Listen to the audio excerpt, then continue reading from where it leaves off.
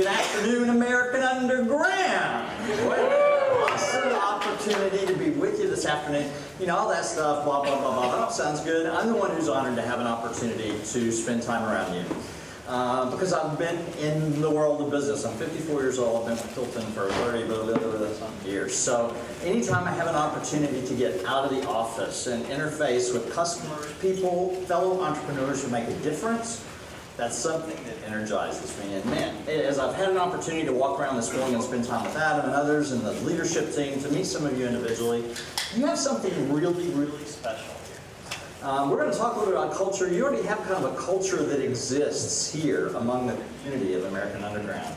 And it's something very, very special. So hopefully what we have an opportunity to do is build on that and think about culture maybe from a slightly different perspective, because it does matter. It does make a difference. So thank you for allowing me to be with you today, Adam and team. Before we kick off, culture, kind of a gooey word. Who wants to throw out, what does culture mean? Anyone? Anyone? Yeah. Memories that you have. Memories, okay. Anybody else want to throw out something else? Yeah. Consistent behavior. Consistent behavior. Norms. Norms, absolutely. All those things kind of fit to, oh, I'm sorry. Trust. Trust, wow, those are all good words.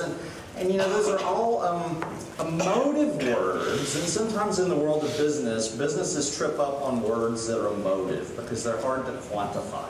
So what we're going to do today is kind of to walk through a story of how I've learned to appreciate the value of culture, share with you some examples of how it's come to life in the businesses that I've had an opportunity with, and give you maybe an opportunity to think about how those can impact what you do every day as you're building these thriving businesses that are going to be wildly successful. You know, each of us in the room, we're going to kind of start with a couple of headlines, and you already know these. Each of us in the room today are a brand, right? Whether it's the product or service that you're working on launching or have launched and are now maturing, or it's your personal brand. You represent a brand. How you bring yourself to work every single day, your presentation style, your communication style, etc. And each of you in the room today, each of us in the room today are leaders. You may be a team of one. This is kind of it's a simple statement, but we need to remember that even if you're a team of one as an entrepreneur, you're a leader because you impact many, many people around you. And kind of as part of being that brand and that leader, each of us kind of naturally or kind of accidentally create a culture that begins to articulate how people feel about interacting with us as leaders and then about our business. You know, as I think about I'm a fellow North Carolina, and I grew up in Asheville, North Carolina, up in the mountains. Whoa. And if I think about, you know, my roots, does anybody even know who that's a picture of? Minnie Pearl. She was somebody who was around many, many years ago, and she was an entertainer. And if there was anyone who ever kind of lived a brand and a leadership position as an entertainer in culture, it was her. Her trademark thing was to come out with her, "Howdy, so glad to be here." So that's a nod to my fellow William back there. I'll try to keep my southern colloquialisms down here. She wore a hat that was always goofy, had a name tag on it. She always kind of created an environment, a feeling around her that really resonated with people. And so whether it's Minnie Pearl or whether it's somebody like me, I mean, I'm very fortunate with Hilton today to lead a part of Hilton with these three brands, Hilton Garden Inn, Hampton, and True. We're up to about $10 billion in revenue. We're the biggest brand in America. Every night we have about 411,000 people who sleep with us. We were talking last night, every day we go through 368,000 rolls of toilet paper. You know, so it's an amazing journey to think about how culture kind of ties all those things together, whether it be iconic figures from the past or today, or as we think about our roles as leaders and what culture means. And I'm a firm believer in that. Some words came up earlier about when we said what is culture. It's trust, it's social norm, it's actions. If we looked at a whole bunch of Latin words there and fancy words, really at the core of culture, it's all about cultivating. Cultivating. And culture is one of those things that just doesn't happen. We're going to talk a little bit about maybe my perspective on how that journey occurs. But it's something that you just don't say, okay, we're going to create a book about how I as an individual in my company and a leader in my company is going to ensure that everybody experiences what's going on. It's something that has to be cultivated along the way. It has to be. It's not a one and done kind of thing at all. And you guys threw out some of these words, so I'm just kind of repeating a little bit. But culture is a self-sustaining pattern of behavior that determine how things are done. And so again, I would go back and kind of ask you to think about yourself as entrepreneurs in this organization or as students. With the product or service that you're creating, your product or service is going to stand out or not stand out based on its merit. Again, there's part of a gooey emotional side that has to be part of that picture if you're successful on a go-forward basis. Why does culture matter? I mean, I'm going to quickly go through some slides here. There's all kinds of studies we've done with Harvard and Gallup and others that kind of reinforce why it matters. But really, we've been able to direct a direct link between culture, team member motivation and engagement, and profitability. And again, I need for you to help me think about each of you, as even if you're an entrepreneur today of one, how you keep yourself engaged and that team, informal team maybe that's around you, of partners, agencies, thought partners, how do you keep each other engaged so that you're moving your vision and your ideas ahead? Because it does tie down to engagement and ultimately leads to profitability. If we were to talk to a whole bunch of business leaders, they're all going to say culture is important, but look at that striking number there in the bottom right-hand corner. Only 15% said corporate culture is exactly where it needs to be. And I think sometimes that's because, again, as I said earlier, people think it's a gooey, emotive thing. What do you do with it? It just kind of naturally happens on its own. I'm a firm believer that it does not happen on its own. And it all starts with kind of each of our levels of personal engagement and how that engagement carries forward to those who work around us. You know, in my position, I work with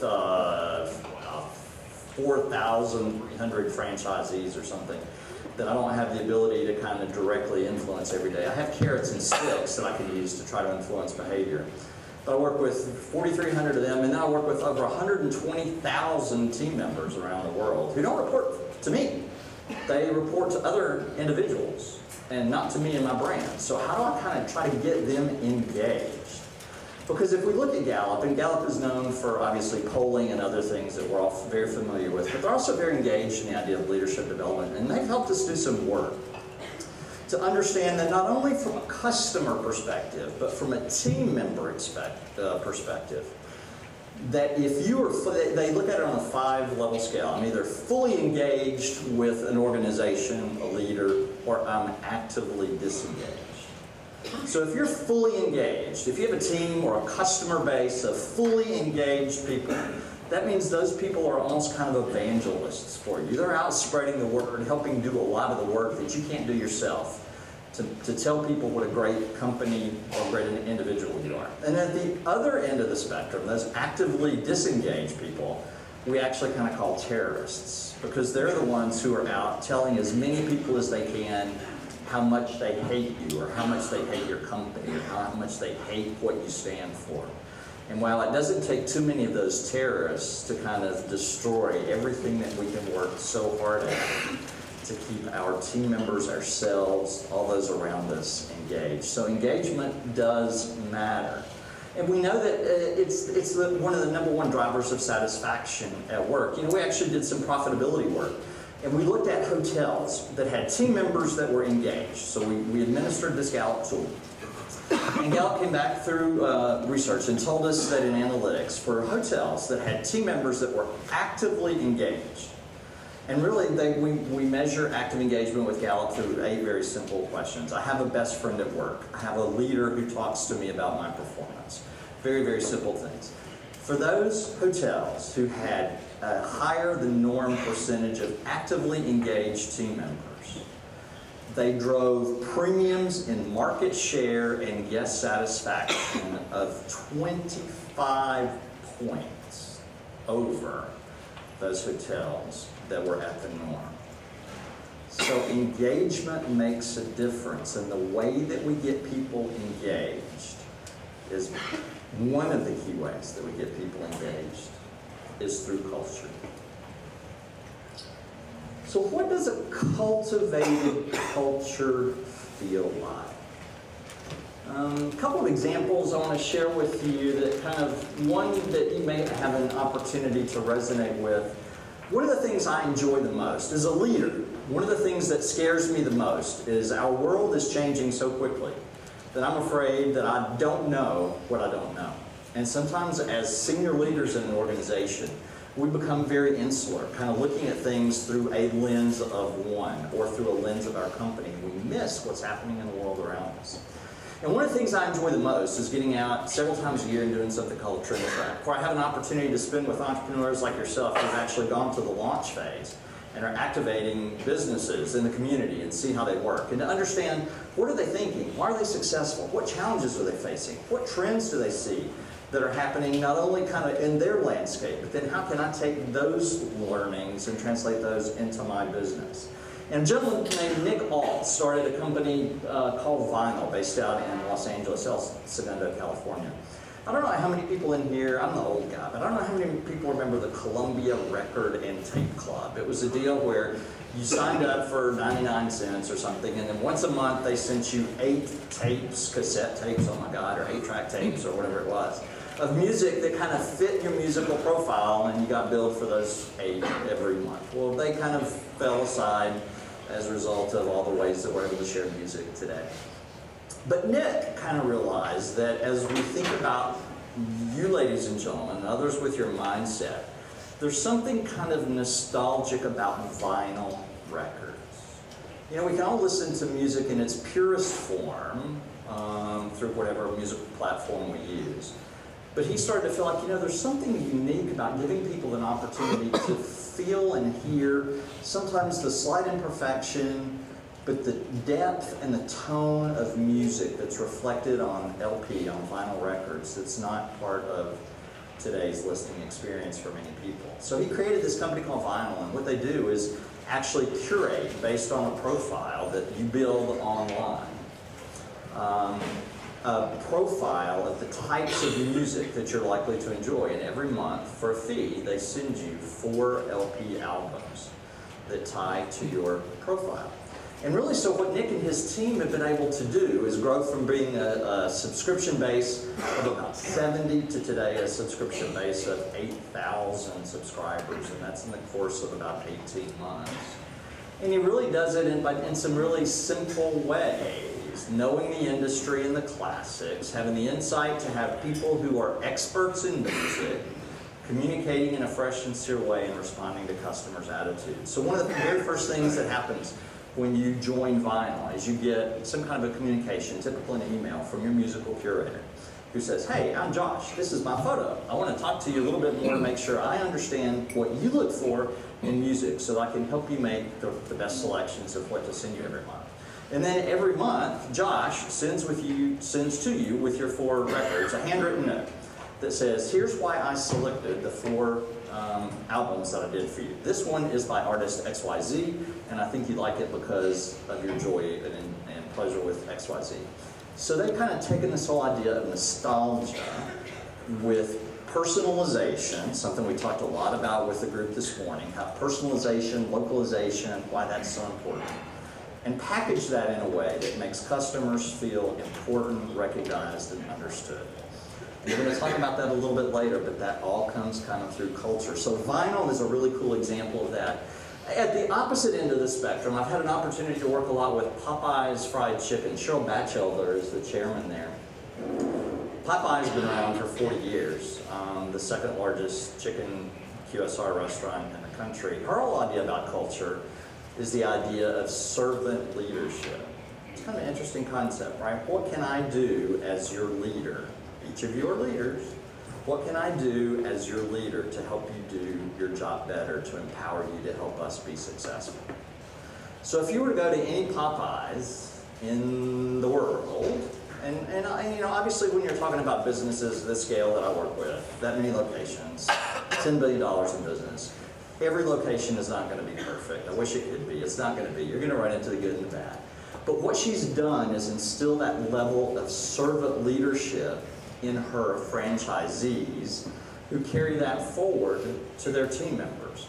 Meet Miss Edith. Miss Edith is the manager of the Popeyes in the Atlanta airport in Concourse B that drives the highest level volume of any Popeyes in their 7,000 unit chain.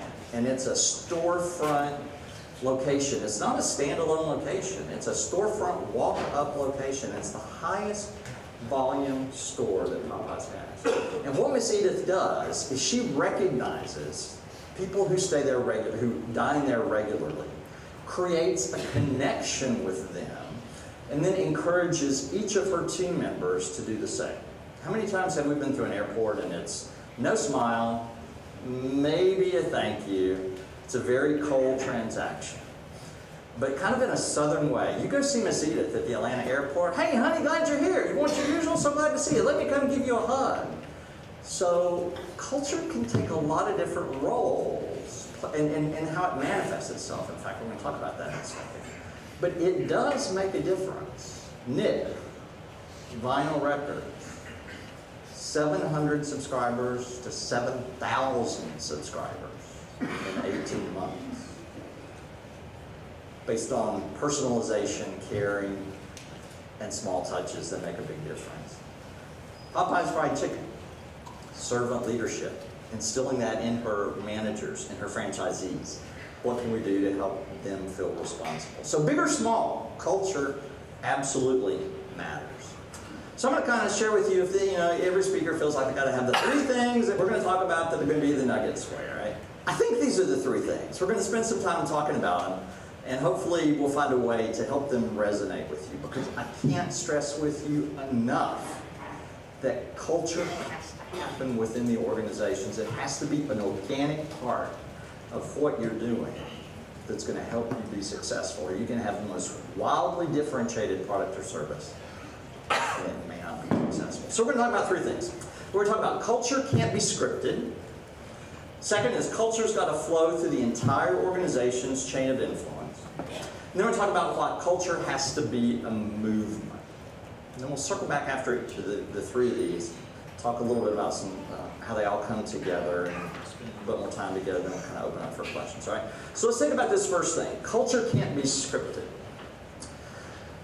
There are a lot of organizations who think that they can put out a rule book or a guidebook about service/culture.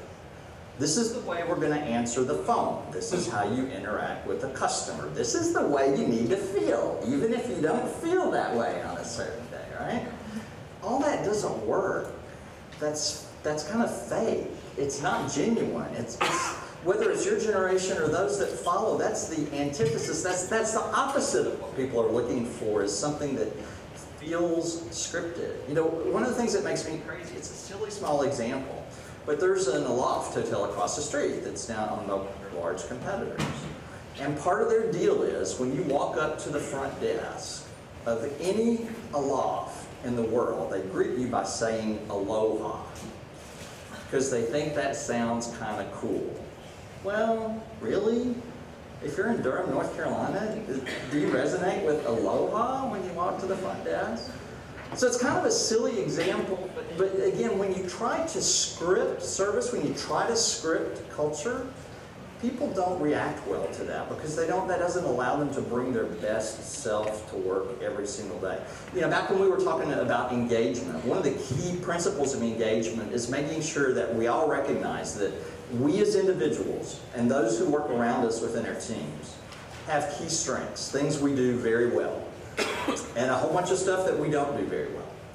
And we've learned through time and science and data that we can share with you that if you focus on trying to do better the things that you don't do well, the return that you're going to get on that is minimal compared to the return you're going to get based on leveraging what you do well personally and doing even more of that. And that's really kind of what I think unscripted culture is all about. You know, with Hampton, the way we kind of think about that. And with each of our focused service brands, is you can't just say, okay, go out and kind of figure out what the brand is about. You got to give some kind of guidepost to give people a framework from which to operate. With Hampton, it's these 4 little cartoon characters: friendly, authentic, caring, and thoughtful.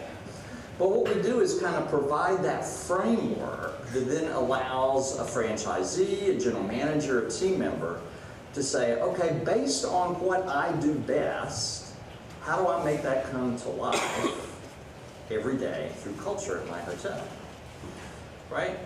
If I naturally am just not a friendly person, I'm an introvert, then please don't force me to try to smile and be nice. But if I'm really good at thoughtful touches, knowing it's raining outside and making sure you get an umbrella to get to your car or whatever, I can do that really well, let me do that. So to me, it's not a rule book, it's not forced, it's got to be kind of organic in its growth. It can't be scripted. So one of the things we do with Hampton is kind of we've developed something called a learning map. So anytime we have a group of 3 or 4 new hires in a hotel at one time, we engage them in self-facilitated conversation around a very low-tech piece of paper that's called a learning map. And it kind of gives them a snapshot of different areas in the hotel where they have an opportunity to create service interactions, which is what culture is, a movement, how we act, how we behave as a business.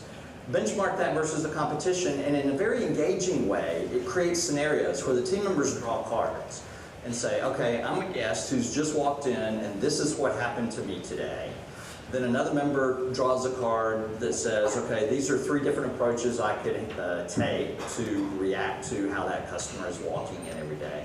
And let's talk about how we create this right kind of culture in ways that bring out the best in each of us through these guideposts of friendly, authentic, caring, and thoughtful.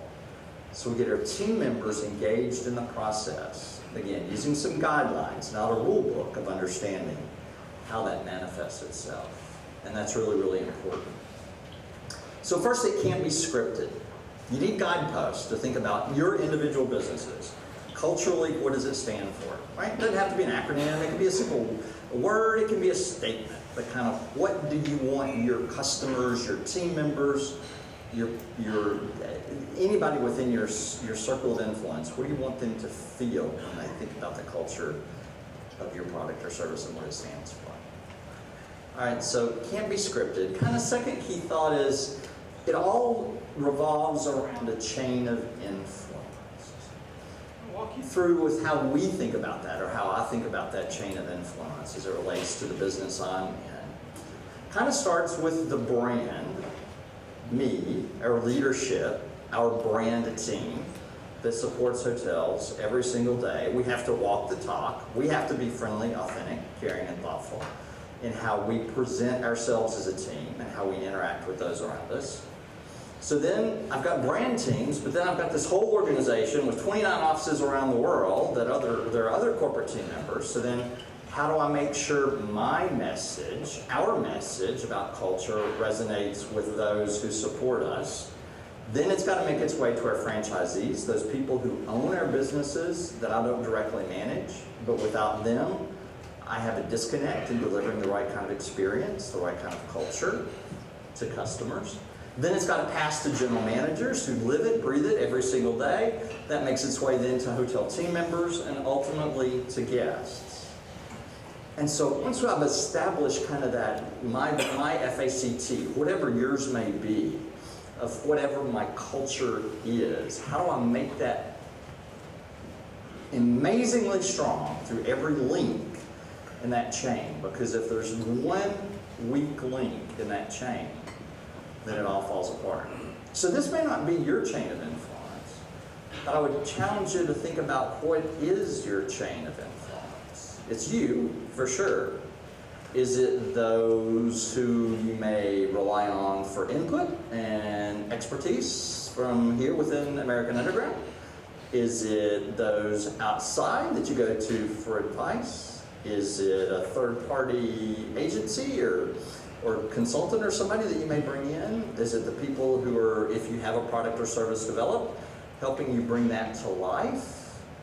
I would just kind of challenge you to think about what is your chain of influence, and how do you make sure that you're connecting the dots in a way that everyone in that chain of influence is able to understand and resonate with what your company, and your culture stands for. Remember I shared earlier we have 4,300 owners. This Mitch Patel, he, amazing guy, started with one hotel. He has 65 hotels with us now. And he's just kind of reinforcing here in his statement what I shared with you earlier. It's hard to create a culture when a company owns all of its hotels. But when you have hundreds of franchisees and thousands of units, how do you pull that off? It's through the chain of influence. How do you make sure that everybody is walking the talk? You know, I'm not going to sing to you because there's so many songs that I could sing that you probably, to all of you would have heard about, and newer versions, maybe I would butcher. But language is a very important part of culture, and one voice in how that communicates. So again, who's involved in your chain of influence, and how do you keep them going? You know, in our case, one of our chains, one of those big important chains we talked about there, so we have franchisees that we just started up with Mitch there. We have general managers, so how do we allow them to kind of buy into what's going on? So just an example of one thing we do is something called Sharecast. In corporate world, typically this would be a no-no, because it's basically a social media site where general managers have the ability to go onto the site, kind of present challenges, opportunities, questions that they're facing, and through an internal community, kind of look for feedback and thoughts from others about how they can do a better job. We don't police that. And for some corporations, that would be kind of scary. It's like, oh my gosh, what if they say something about corporate, or what if they say something about a strategy that you decided to do that choose your own? It's gonna make you not look good. No. If you can allow those in your chain of influence to talk openly about how they can bring your culture to life from their perspective, and whatever that platform is, conversations or more structured approaches, you have a win. You know, another part of that circle of influence is ultimately guests and team members. TJ here's an amazing guy. He's a guest, but TJ has a learning disability, but he is fascinated with elevators, getting in elevators and just pushing buttons to go up and down and up and down and up and down. And he loves Hampton because TJ now has become kind of a rock star within many of our hotels. So when TJ shows up, they take the time to make sure, okay, TJ, we've closed off this elevator just for you, just so we don't inconvenience our other guests. You're going to have a good time, etc. Now, TJ has a loyal fan. He's created a Facebook page. He's doing all kinds of things. So the hotels on their own kind of decided, well, this is how we're going to, if TJ shows up at our hotel, this is what we're going to do to make sure he becomes an advocate for who we are and what we are. So again, then you have the team members who are working to kind of create an experience for him that TJ will remember. And then you got TJ going out in his own way being kind of an advocate for your brand. So I mean, it's really kind of the chain of influence, that circle of life is amazingly important. So second big idea is understanding and recognizing your chain of influence and making sure that everybody involved in that chain of influence, whoever that is in your organization, shares those common vision and values that align with the culture that you want ultimately your team members and your guests to experience, or your customers. Kind of third thing I think is culture has to be a movement. You know, we talked earlier about the Latin words, culture meaning to cultivate, and how you just don't plan it and hope it all works out. It has to grow. How it's going to grow for you is very different from how it grows for us. In our case, one of the things that we do is we take general managers who are some of our strongest, most articulate, outspoken, high potential managers, and we place them in a program called Ambassador University. So we professionally offer them some development opportunities to grow as leaders, but then kind of selfishly we use them as advocates for going out and being mentors to other hotel general managers who need help and support, or who need just a listening ear. We actually use them to help deliver training at some of our hotels.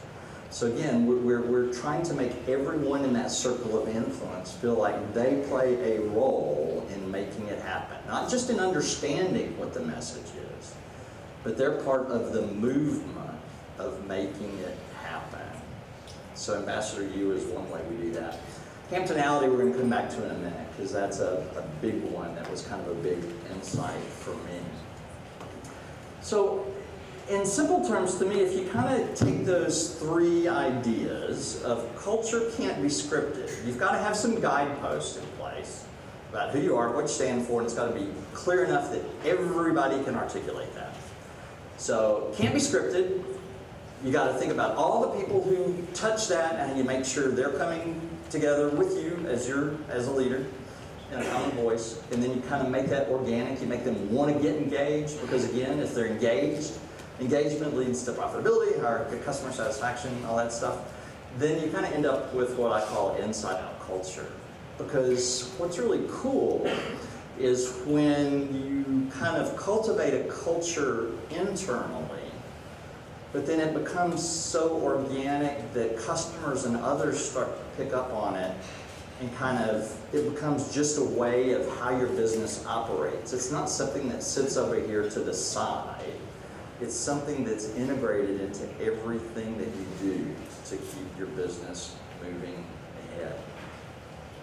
So kind of three guideposts, three myths I want us to take a minute to try to dispel or to talk about. The first is culture is only internal.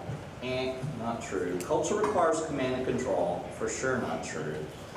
And culture won't translate geography and demographics. And again, I know each of us in this room are in a different place in our journey with our businesses of how this message may resonate with us. But I think, again, if we can kind of dispel these myths and go back to those kind of three principles, we're in good shape. First, culture is only internal. Not true. One of the things that's very important to me, and I'm sure that I'm an old-fashioned guy, right? So we have lots of opportunities in my business to connect with customers today. We send out surveys, we have social media sites, then we go out and sweep for feedback. We have lots of ways to kind of understand what customers are saying about us. Well, one of the things that I find most valuable is actually going out several times a year, sitting around a table with some of our most loyal customers, as well as those who used to be loyal to us and disappeared off the radar screen, to have a conversation with them about what do we do well, what do we not do well, how could we better meet your needs. And you'd be surprised at some of the things those simple face-to-face conversations can surface. So, I challenge us to think about, as we talk to our customers, potential or existing, depending on where we are in our journey of entrepreneurship. Yes, electronic communication, there's a lot of ways for us to kind of get feedback, but is there something there about the human touch that really makes a difference? I mean, silly tactical example, we were sitting around with a group of these guests and they said, we hate the shampoo and lotion and stuff that you have in the room because it's impossible to get the lid off. The way the bottle is built, it's so rigid that you can't get the top off, and then once you get the top off, the bottle is so rigid you can't get the damn stuff out of the bottle. Well, I don't know if that would have ever surfaced through some kind of a survey or not, but that's an insight that kind of, we said, okay, well, we can do something about that. And then as we started to kind of talk with customers about what Hampton is, because the hotel industry is somewhat of a commodity. We're all selling a box that has a bed and a bathroom and a product, but really product can be copied, right? And product is a little bit different based on price point, right? What you get for $100 at a Hampton is very different than the product you get for $500 at a Conrad. But still, it's kind of variations on a theme. So the product itself has some kind of hard attributes, but the challenge is those hard attributes could be easily copied. More important to me is the experience that goes around that. So when we talk to customers about Hampton and the Focus Service brands, we talk a lot about that experience because we learn a lot of insights about what does it really mean, what does culture mean, what does good service really mean to you. And so I was sitting around having a conversation with a group of customers, and actually one of the customers was talking about how he goes to this hotel and this always happens in the spirit of FACT, or this team member does this team member does that. And he actually said, I've come up with a name for how I call it. There's a customer. He said, I think you guys are all about Hamptonality. It's the personality that I experience when I stay at a Hampton. Hamptonality. So if you start to think about that, well, that's kind of an interesting, remember I said language matters, everybody's got to be involved in the chain of influence, everybody's got to be on the same page. Hamptonality is kind of a neat way for a customer who's been the recipient of service, culture, the bigger picture, to kind of articulate back what it's all about and gives us a common language and framework that's very easy to understand. So culture's not just the us part of the circle of influence. Customers, if they can get engaged with you, that's the deal, right? Why is Starbucks successful, right? They engage with the customer. And so there's so many examples of if you can get the customer to buy into your culture, why it makes such a big difference. So it's not just internal. So Hamptonality, we actually started to use in communicating to customers as a key cornerstone of what the brand is all about. We can talk about we have free Wi-Fi, and we have free breakfast, and we have free all this stuff, but really kind of giving them an opportunity for us to talk about what kind of service, what kind of culture we're all about. So again, it was a chance to take something and turn it inside out and actually talk to customers about it through marketing and advertising in a way that they resonate. And it actually came from the mouth of a customer. So it's not only internal, it's external. Culture requires command and control. We talked about this one earlier. It absolutely can't. It's not. There's no rule. FACT, friendly, authentic, caring, and thoughtful.